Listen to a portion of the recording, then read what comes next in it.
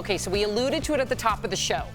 Tori has quite a few jokes, puns, No, and don't build it up. Okay.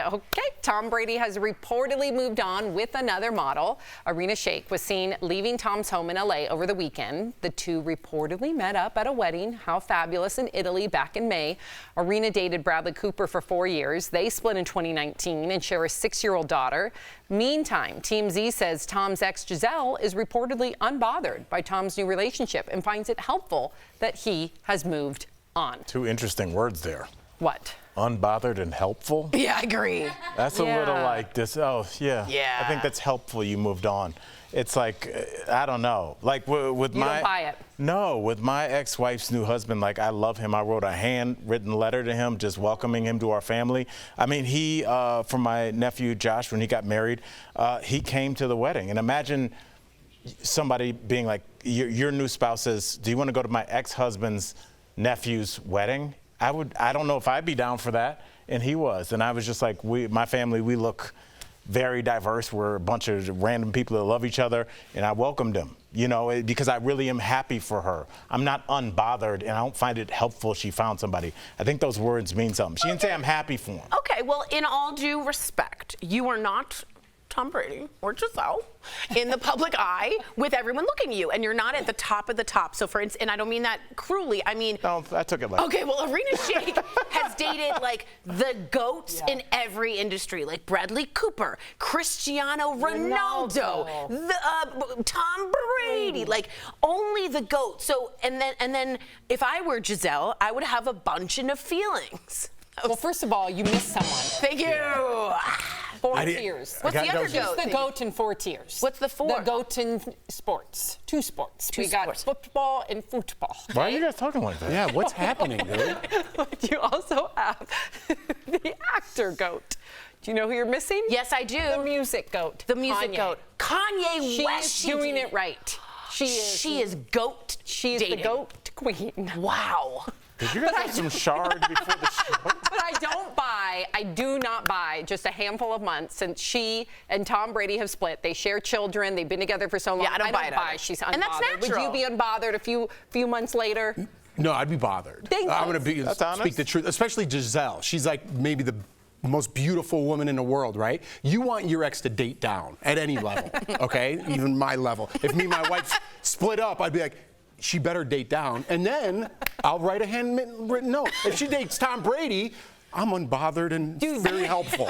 Yeah. You would love to befriend Tom Brady. If she went on with Tom Brady, that might work. Yeah, that might work. Yeah. You wouldn't be worried about your sons like looking at, can we go to new daddy Tom's house? Yeah, I'd be like, Lawson, you want to throw the football around with Dad? Or Tom, you want to take over here or what? You want to fire a couple the at him? best that ever was. Yeah, I might take advantage of that situation. Could you guys ever really be happy for your ex moving on? Eventually, I really yes. could. Not 3 months later. And it's different with a kid. Take time. With a kid, I think co-parenting, it's different. That will become the new stepmom, and that's a different dynamic, I think. And to Jeff's point, it depends who it is. If Mark starts dating a 22-year-old, bam, I'm going to feel a certain way. I would have a problem. I would have a problem. Are you saying that a 42-year-old couldn't be babam? Oh. She's babam. A 42-year-old could be babam. You're babam right you now. wouldn't be. You said you wouldn't have a problem with a. I would feel a certain way because I know 22-year-olds are going to be out and about, eager. Eager? That's a good word. Okay. All right. I love her. Moving on. Actress Issa Rae says she was insecure about becoming a Barbie in the new movie. She told Glamour magazine she didn't think she was in Barbie shape when she got the call to be in the film, but director Greta Gerwig assured her Barbie's world would consist of all body types. Issa plays President Barbie, of course, and on her first day of filming, she noticed how inclusive Barbie Land was and that different races, body types, and genders were all represented. I love this. It's also a win-win. Smart, strategic. She not only helps the brand of Barbie, because now we know, if you were thinking Barbie was all plastic, there are Barbies in wheelchairs. There's Barbies. Barbie is all plastic. No, I know. I'm saying the movie. You would think, but she's saying, no, there are different races, different genders, different sizes. That's great for the movie. She's also very much she wrote and created Insecure. So it's on brand for her too. So it's a great statement about how I think a lot of us felt about Barbies. And also she promoted her movie, so she did well. I did certain things with my Barbies. I have a picture, because you have not seen the Barbie movie yet. I saw Oppenheimer. But Kate McKinnon plays a Barbie that would have been owned by Tori. So Tori used to literally chop up her Barbies, chop their hair, color all over them. Rip their heads off. You're not alone, because clearly there's a character based off Tory Barbie owners. The scary ones. I will say this, I actually got called into the guidance counselor because one time my Barbie, no hair, black all over, crazy things, but she was getting violently ill and Ken was like dying. And they were like, what's going on? Because I'm usually a peppy person.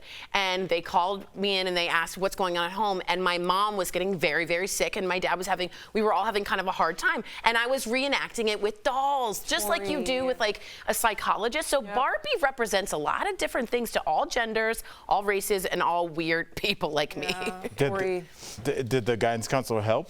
Yeah, they made it. They actually said it's probably quite good for her. She has a way of getting it out. It's therapeutic, cathartic, and I don't know. Barbie is an interesting pop culture reference for everyone out there. So I can't wait to see it. What was that guidance counselor's name? Barbara. Why are you asking Because her this? he's saying that. I don't.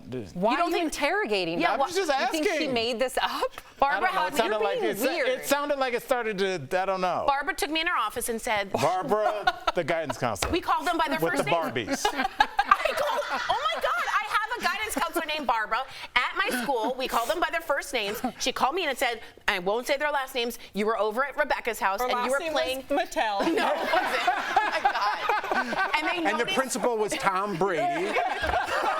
Oh my God, they noticed you were doing this and we wanted to talk to you about it. No, Tori, I thought that was a lovely story. Yeah, you ruined it. Stop great interrogating story. her. Stop it. Stop. That's Who rude. noticed you with the Barbies? I don't want to say their last names. Rebecca's Can you parents. stop? Yeah, you're being a jerk. Really rude. You're not having Kenergy at all. Okay. Sorry. I am very Kenergetic You're not over enough here. right now. You're not. Okay, we got to talk about Monica. Singer Monica had to take control of the crowd at her concert recently. It happened in Detroit when a man and a woman started getting into a physical fight. As you see here, this was at a music festival. Monica stopped her show and confronted the two people. She got off stage, tried to defuse the situation. Monica told GMA going forward she will be making sure security is on the ball if anything happens again. Our concert's getting out of control. I'm going to also add to the mix, because you always speak of when you do comedy shows, people are throwing things at stage, causing a ruckus. Yeah, it's not happening all the time. Not The performing ruckuses at the are same happening. place they did Roadhouse. It's just, every once in a while something goes down. But Jeff, I don't know. How do you feel about performers now doing the jobs of security? It's interrupting the show. Everything cannot interrupt the show, because at a concert, everybody in that audience is drunk. Some people are going to pass out. Some people are going to fight. I'm sorry. That's how concerts have been since the beginning of time. Well, people have no respect for other people. You know what I mean? Everything is about themselves. You're ruining that concert for every single person in there. Monica's got to stop the show because of your actions. And everyone's like, well, it's not my fault. She did this, or I did that, or I want to take a picture in front of everybody.